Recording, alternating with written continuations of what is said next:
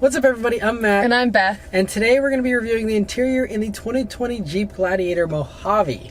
So the Mojave trim is new here for 2020, and it's the first desert-rated Jeep, and so it can do high-speed desert runs and all that type of stuff. But for this one in particular, it's just got more orange accents, and the seats are unique, but otherwise it's the same as any other Gladiator interior. So if you're curious to hear about, what a Gladiator is like, this will apply to all versions of the Gladiator for the most part, like I said, aside from a couple unique things. But the first thing you notice about the Gladiator interior here is it is almost identical to a Wrangler, and it really is very unique and very fun. I love the orange accents. That is something that's unique to the Mojave here. One thing I really appreciate whenever they launched these new Jeeps and this interior is that they said everything you see here is genuine. So if you see stuff that looks like metal, it's real metal. If you see screws, they're real screws. And so, all the metal trim you see on here, it's legit, and that's awesome. It gives it actually a more upmarket feel. I mean, you still have lots of rubbery materials and cheap plastics and stuff, so it's not all super high-end or anything. But I still think, for the type of vehicle this is, it's not the penalty box that, the Jeep interiors used to be back in the day whenever they were a lot more bare bones. But anyway, first thing, sitting down in these seats, you have these unique seats for the Mojave. They do have bigger bolsters. That's supposed to hold you in place better for that high-speed desert running.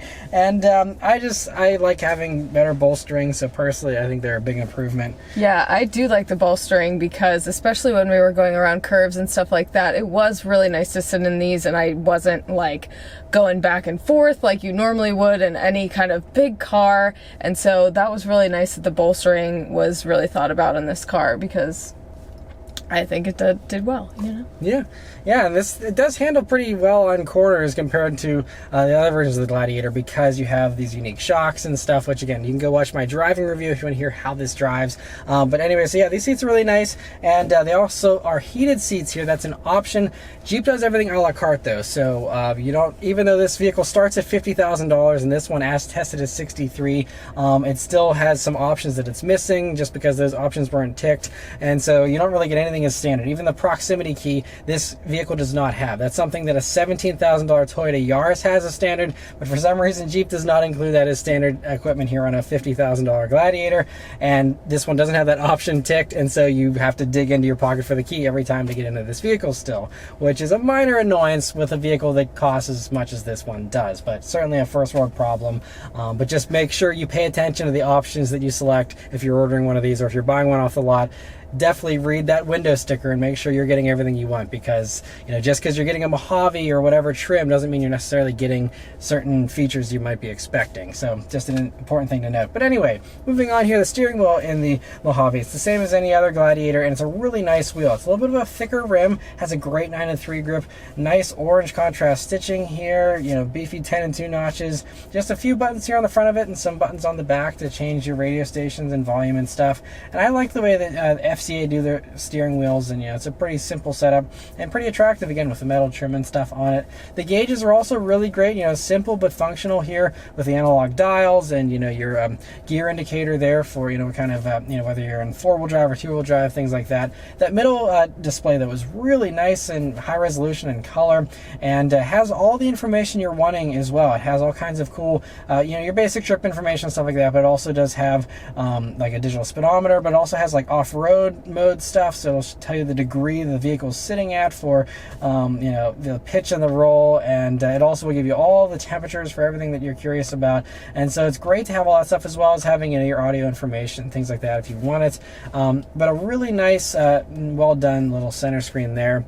Coming over to the center of the dashboard, though, you have the larger 8.4-inch Uconnect touchscreen, which this one has as an option, and it's the best screen you can get here in these Jeeps right now, and it's a really great screen. I love how Jeep doesn't overcomplicate things. Even some of the stuff that was previously a little simpler now seems to be getting worse with some other manufacturers, but I love that FCA keeps this nice and simple. You have a volume and a tune knob, you spin the tune knob, it goes to the radio station, there isn't any kind of sub-menus or anything like that. But with that tune knob, when you do scroll through everything, it is very sensitive, so sometimes you could scroll a little bit too far or a little bit too soon, so you would have to just kind of get used to that. Yeah, just an interesting thing, but I like that you at least have the 2 knob, because that's something that's going away in a lot of cars.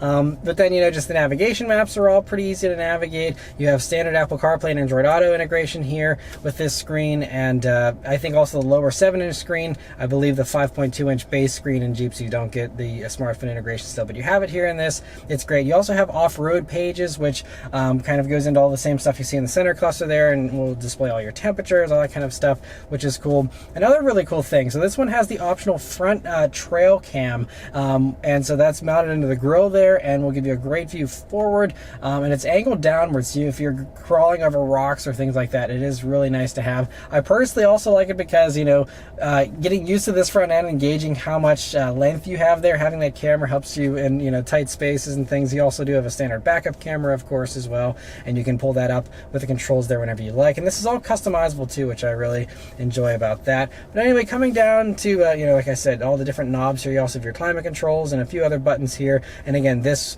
area will be more or less cluttered depending on how many options you select, because that's where you'll see your heated seat controls and your heated steering wheel, all that kind of stuff. You also can turn off the auto stop start function for the engine, which is nice that they give you that.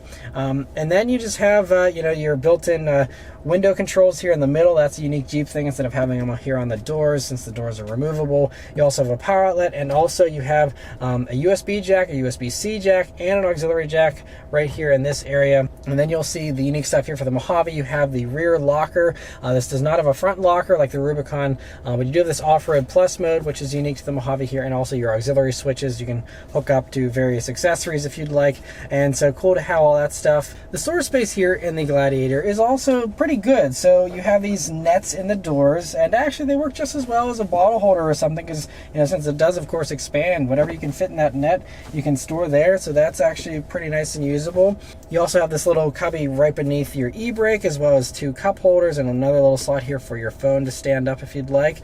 You also have the center armrest, which is nice and softly padded and great for resting your elbow on. And then this has 2 different layers. First you have this top level, which has some shallow storage, but has a nice little texture to it to hold things in place.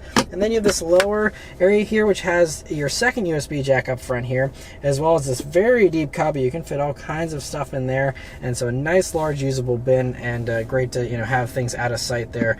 Back seat here in the Gladiator is pretty good. So these, can only come in a crew cab. There isn't any kind of 2-door version of the Gladiator or anything like that. And so that means they're all the same, amount of space back there. And it's a pretty good amount of space. I'm 5'9", me sitting behind myself. I have about 3 inches of legroom to spare, plenty of headroom as well. We did take a short drive, and I actually sat in the back this time, and it was really nice to have these little air vents back here, and I just thought it was really comfy. Yeah, it's a good amount of space, and so also whenever you look forward beneath those air vents, you'll see more power outlets. You'll see that there is actually a normal house current plug, and then you also have 2 more USB jacks and 2 more USB-C jacks, as well as having your window switches there in the middle, again, because those doors do go off in the back as well. And it's also a versatile back seat. So there's, in addition to the 2 cup holders you have there in the front, you'll also see there's 2 fold-down cup holders in the armrest there, and so you actually have 4 cup holders back there for rear seat occupants, which is cool. But also that seat bottom flips up, and then you'll see you can obviously lay down stuff there and have a more flat load floor there for the back seat. And also there's a locking storage bin underneath there. That's an option, and the fact that it's lockable is really nice, because you can throw any kind of valuables you want in there, and you don't have to worry about leaving them here in the car. Having that locked up is great. But if you don't want that storage bin, then again you have even more space there whenever you flip those seats up.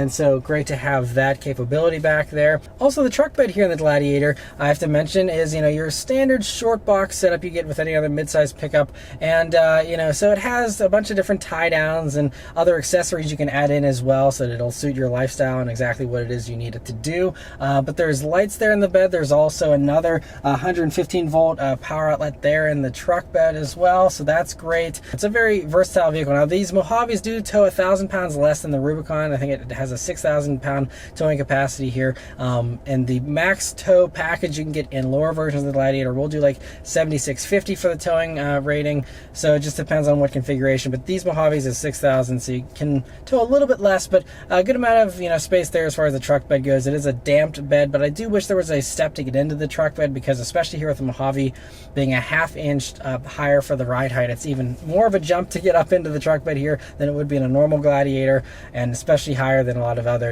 pickup trucks in this segment. So it would be nice to make it a little easier to get back there, but not a huge deal. And so overall, I still think it's a pretty good truck bed here, and it's good that they kept it a large enough space so that it can still be an actual legit truck with its capabilities, but still have the Jeep capability as well.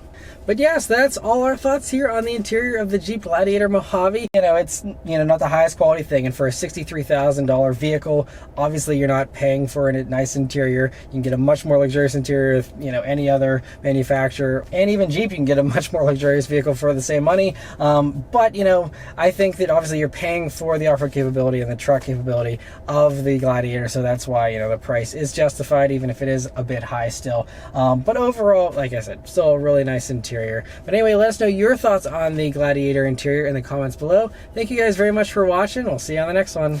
Take care.